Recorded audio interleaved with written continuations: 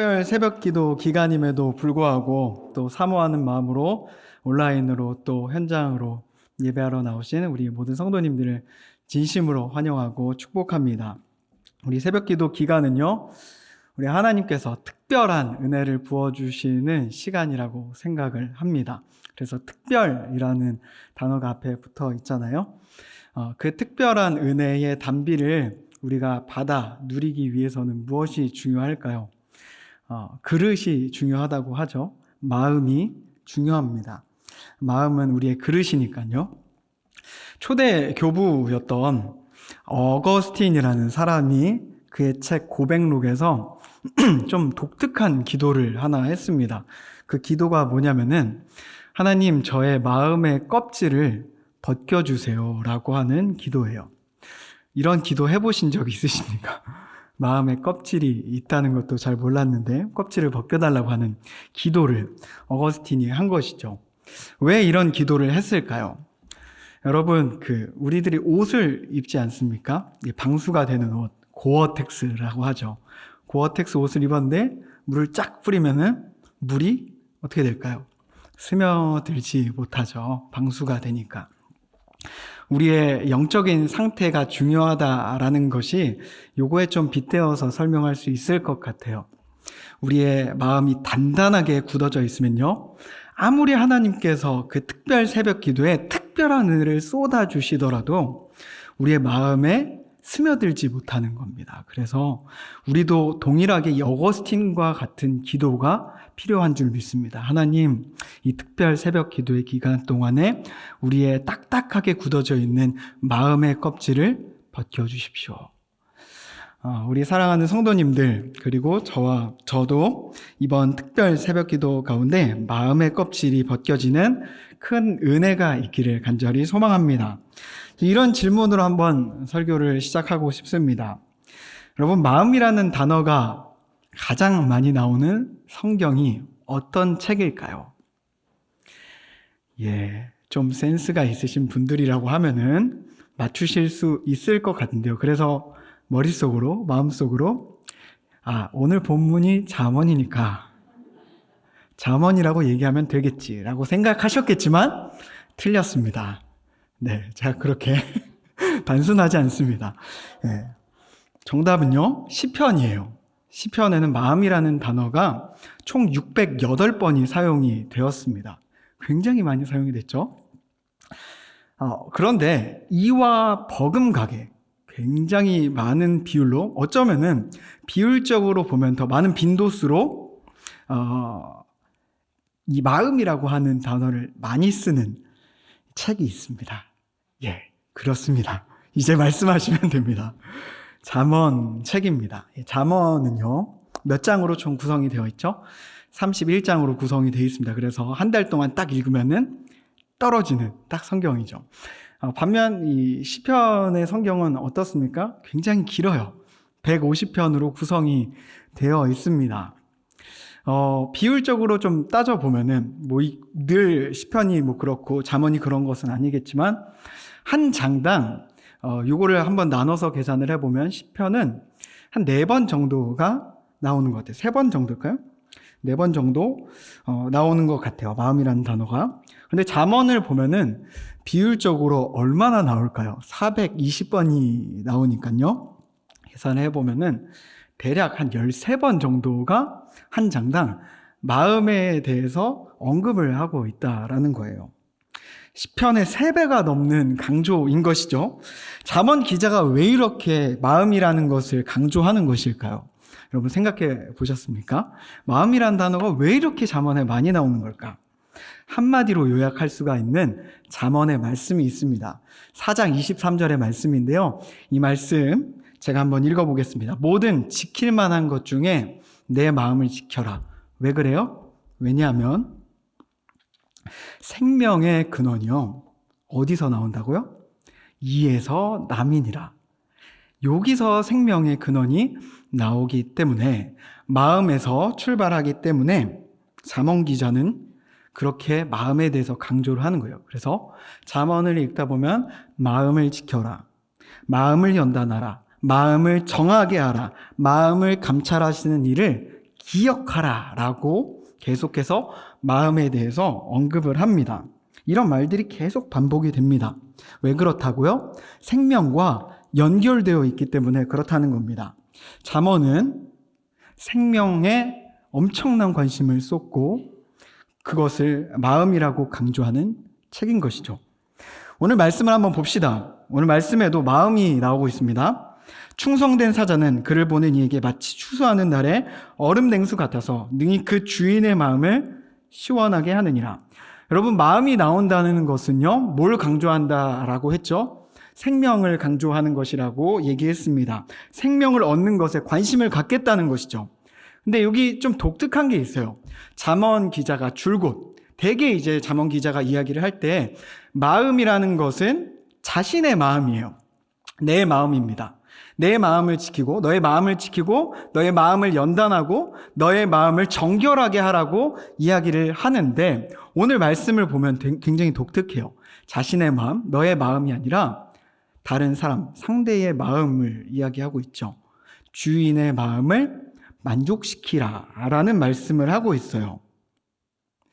그렇게 만든 종은요, 생명을 얻을 것이다. 이런 의미입니다. 오늘 본문에서 충성된 사자는 주인의 마음을 어떻게 한다고 말씀하고 있습니까? 시원하게 만든다고 말씀합니다. 오늘 저와 여러분들이 시원하게 한다는 것, 요 마음을 시원하게 한다는 것을 함께 상고해 봄으로 생명이 우리 안에서 충만하게 나타나는 저와 여러분들이 되기를 주님의 이름으로 축복합니다. 일상을 여러분 살아가다 보면요, 시원하다라는 표현을 많이 씁니다. 꽤 많이 써요. 지금은 이제 또 가을에서 겨울로 넘어가는 계절이지만 한창 더웠던 여름에서 가을로 넘어갈 때 이제 바람이 불고 날씨가 이제 시원해지면은 야, 시원하다라고 이야기를 합니다. 요때 이 시원하다라는 말은 온도의 변화를 의미하는 거겠죠. 그렇습니다. 온도의 변화예요. 근데 시원하다라는 이 말은 온도의 변화만 가지고 있는 것은 아닙니다. 한 번은 집에서 아내가 청국장을 해줬습니다. 청국장을 해주니까 이제 맛있게 또 먹었죠. 제가 한 숟갈을 떠서 뜨거운 그 청국장을 한 입 넣고 어떻게 표현을 했을까요? 시원하다라고 표현을 했습니다. 그랬더니 옆에 있던 6살 난 딸이요, 뾰로통한 표정으로 저를 쳐다봤어요. 그리고서는 말을 했습니다. 왜 뜨거운데 시원하다고 말해? 라고 얘기를 한 거죠. 여기서 시원하다라고 하는 것은 어떤 걸까요? 속이 따뜻해졌다. 굉장히 아이러니한 말이지만 따뜻해진 거를 이게 속이 풀린 것을 시원하다고 표현을 우리는 하기도 합니다. 또 어떤 경우에는요, 우리가 누군가와 불편한 관계 속에 있다가 화해가 되었을 때 우리 안에 응어리진 마음들이 풀어지면요, 속이 시원해졌다라고 말하기도 합니다. 후련함의 의미로 사용을 하는 거죠.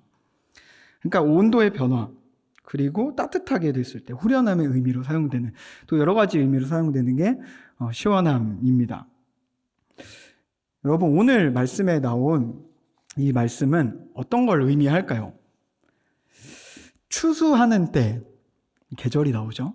그리고 얼음 냉수라는 말이 나옵니다. 요거를 보면 분명히 계절의 변화, 온도의 변화를 의미하는 것이라고 볼 수 있습니다. 그런데 이 뒤에 나와 있는 주인의 마음을 시원하게 한다라는 단어를 좀 살펴볼 필요가 있는 것 같은데요. 요거는 우리가 언뜻 봤을 때 이제 온도의 변화이겠다라는 생각이 드는데 그걸 의미하는 게 아니라는 겁니다. 영어 역본들을 좀 살펴보면요, 이거를 쿨이라고 할 것 같은데 리프레시라고 얘기를 하고 있습니다. 이제 전환을 한다는 거죠. 새롭게 한다는 거죠. 근데 이 단어를 좀 더 면밀하게 좀 살펴보면 리프레시라는 단어도 사실 좀 시원하게 한다라는 그 온도의 의미도 담겨 있는 것 같잖아요. 그런데 저는 이 원문을 살펴보니까 이 단어가 히브리어 슈브라는 단어라는 것을 봤습니다. 이 슈브라는 단어는 어떤 단어인가 하면요, 대부분 회개라는 의미로 번역이 되었던 단어예요. 근데 오늘 이 말씀을 보면은 얼음 냉수 같아서 주인이 회개했다라고 번역을 하면 굉장히 이상해집니다. 그렇죠? 이상하죠. 그러니까 그것을 시원해졌다라고 번역을 했는데, 저는 이것을 조금 다르게 근본적인 의미로 조금 더 볼 필요가 있다라고 이야기하는 겁니다. 여러분, 회개의 근본적인 뜻, 회개가 가지고 있는 근본적인 의미가 뭘까요? 들어보셨을 겁니다. 돌아감입니다. 되돌아가는 것입니다. 그러니까 누군가 불편한 관계에 있다가 그 관계가 해결되었을 때, 응어리진 것이 풀어졌을 때 돌아오게 되는 것, 다시 원상복구가 되는 것이 바로 이 리턴, 그리고 시원해진다라는 의미입니다. 그래서 오늘 말씀을 다시 정리해 보면은, 주인의 마음을 제자리로 돌리는 사람, 주인의 마음을 원상복구시킬 수 있는 사람이 충성된 종이다라고 이야기하는 것입니다. 여러분, 이렇게 살았던 사람, 구약의 인물 한 사람이 생각나지 않습니까? 우리가 바로 떠올릴 수 있는 사람이 있습니다. 모세입니다. 모세는요, 주인의 마음을 시원하게 했습니다. 다시 말해서 주인의 마음을 돌려놨고요, 주인의 마음을 원상복구시켜 놨던 사람입니다. 하나님께서 크신 이 편팔과 크신 권능으로 이스라엘 백성들을요, 애굽에서 끄집어내서 출애굽을 시키셨습니다. 홍해를 건너게 하셨어요.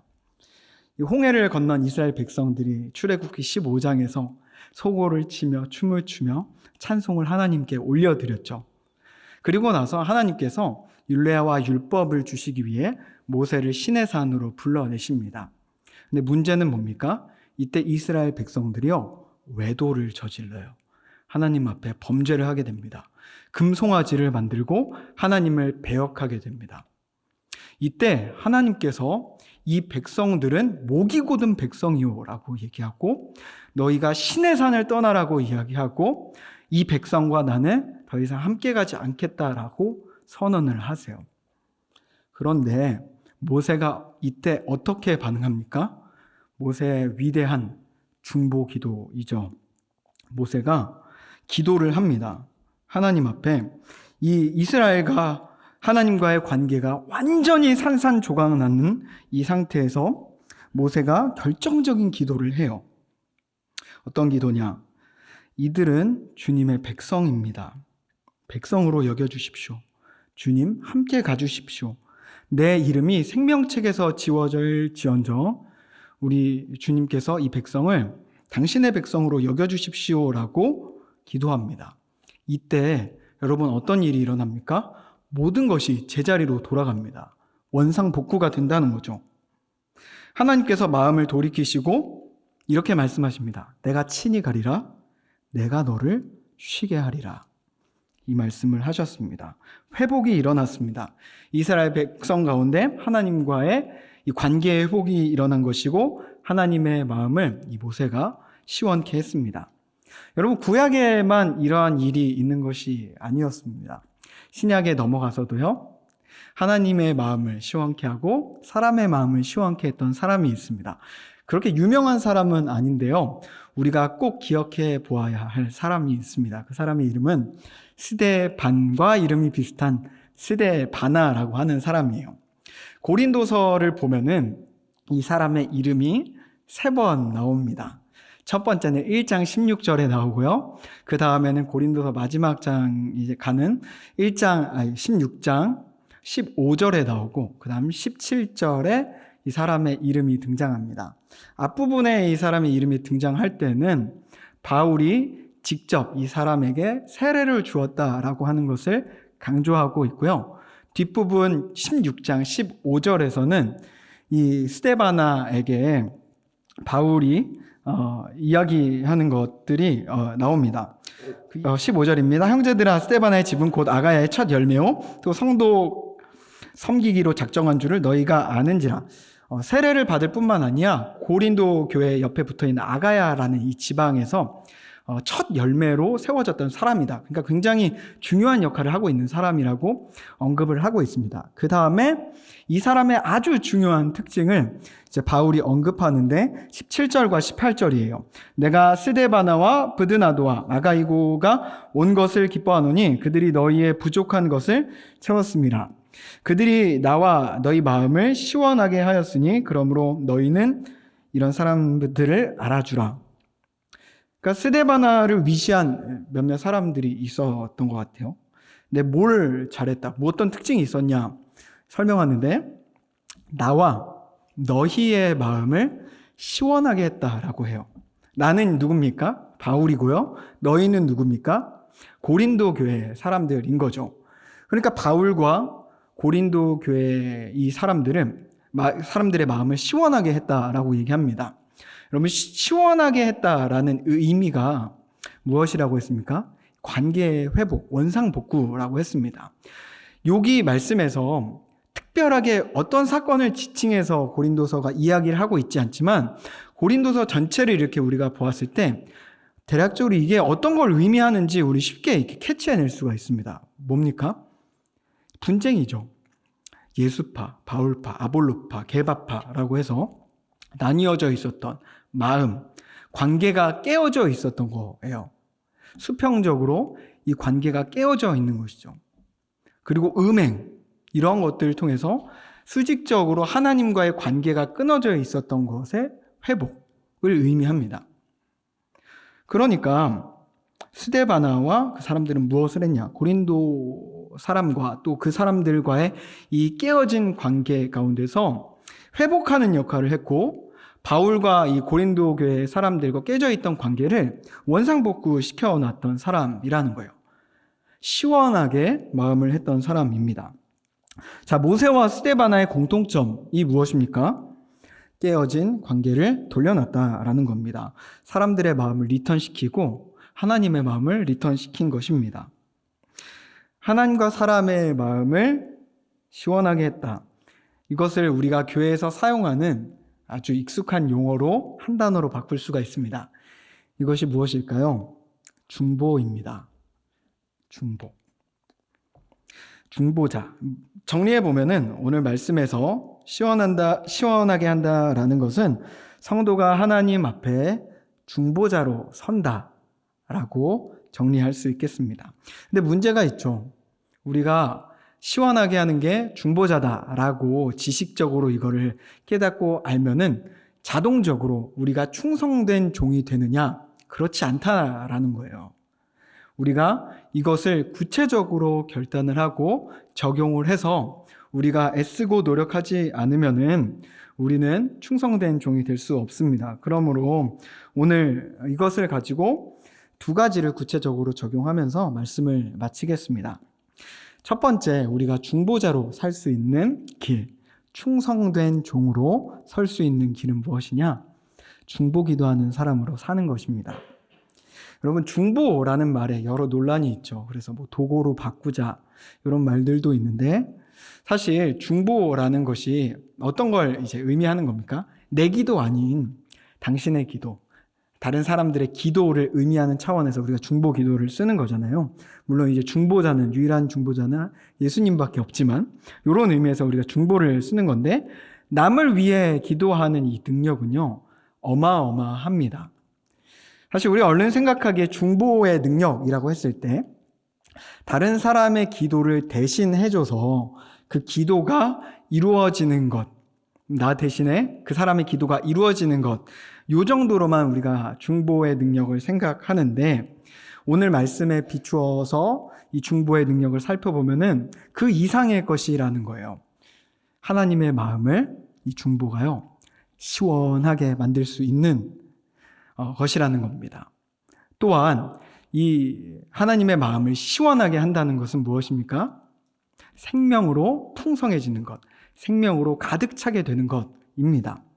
여러분, 중보를 하면요 그 사람이 잘 되고 그 사람의 기도가 이렇게 잘 풀리는 것도 있지만 근본적으로 기도하는 중보 기도자가 살아납니다. 영적으로 풍성함을 얻게 되는 것입니다. 우리 주님 달란트 비유에 이런 말씀을 하시죠. 착하고 충성된 종아, 내가 작은 일에 충성하였음에 내가 많은 것으로 너에게 맡기리니 내 주인의 즐거움에 참여할지어다. 우리가 한 가지 적용해 봤으면 좋겠어요. 오늘 예배가 끝나면요, 돌아가시는 길에 또 아니면은 온라인으로 예배하고 계시다면은 우리 옆에 계신 분의 기도 제목을 한번 물어봐 주시기를 바랍니다. 우리가 늘 자신의 기도에만 갇혀 있는 것이 아니라 누군가의 기도로 하나님 앞에 중보자로 서게 될 때 우리 주님은 기뻐하십니다. 주님의 마음이 시원하게 되는 것입니다. 이것을 기억하며 우리가 하나님의 마음을 시원하게 했으면 좋겠습니다. 두 번째는요, 주인의 마음을 시원하게 하기 위해 구체적으로 우리가 해야 될 것, 전도입니다. 사실 전도를 다양한 말로 정의할 수 있을 것 같아요. 하나님의 말씀을 전한다. 전도, 길도. 네.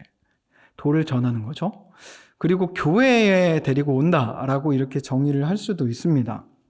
그런데 오늘 말씀에 비추어서 전도를 정의하면 어떻게 될까요?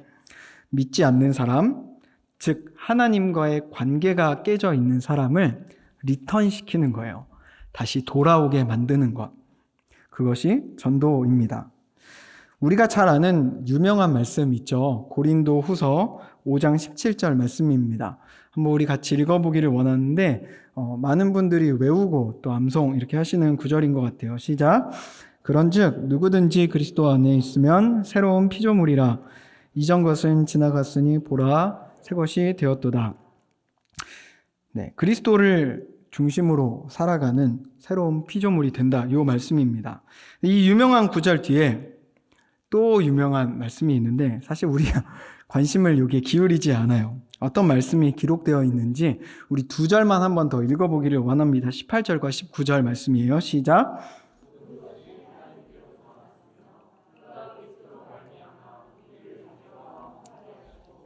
또 우리에게 화목하게 하는 직분을 주셨으니 곧 하나님께서 그리스도 안에 계시사 세상을 자기와 화목하게 하시며 그들의 죄를 그들에게 돌리지 아니하시고 화목하게 하는 말씀을 우리에게 부탁하셨느니라.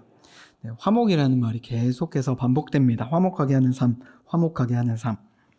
하나님과 믿지 않는 자들, 그리고 하나님을 떠나가는 자들을 이어주는, 다시 돌아오게 하는 이 중보자의 직분을 부탁하셨다. 이 말씀을 하십니다. 리턴시키는 일을 우리에게, 바울 사도에게, 전도자들에게 부탁하셨다라고 말씀합니다. 여러분 11월 20일 해피데이 전도 축제 날입니다. 우리가 이 날을 기억하면서 태신자를 작정하고 또 기도하고 또 전도지를 나누어 주고 기도하고 있습니다. 그런데 우리가 한 가지 마음속에 새기기를 원하는 것은요, 단순히 우리가 이분들을 교회에 한번 데려오고 말씀 한번 듣게 하는 것으로 만족하는 것이 아니라 우리가 하나님 앞에 어떠한 자로 서게 되는지를 한번 생각해 보자는 거예요. 하나님 앞에 우리가 그의 마음을 시원하게 해드리는 자로 서야 한다는 거예요.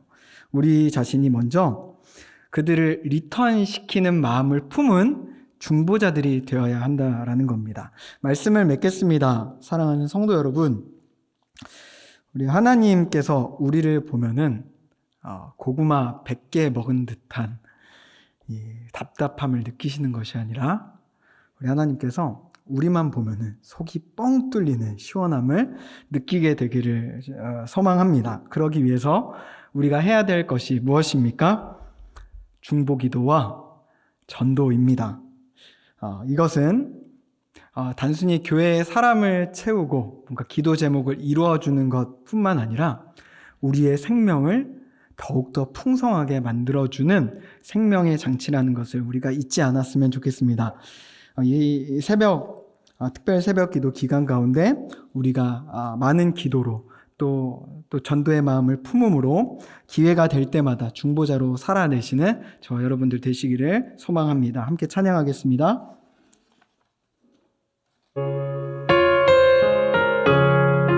온 세상이 캄캄하여서 찬양합니다. 온 세상이 캄캄하여서 참 빛이 없었더니 그 나는 영광 나타나 온 세계 빛이었네. 영광의 주, 영광의 주, 밝은 그 빛 내게 빛이었네. 영광의 주, 영광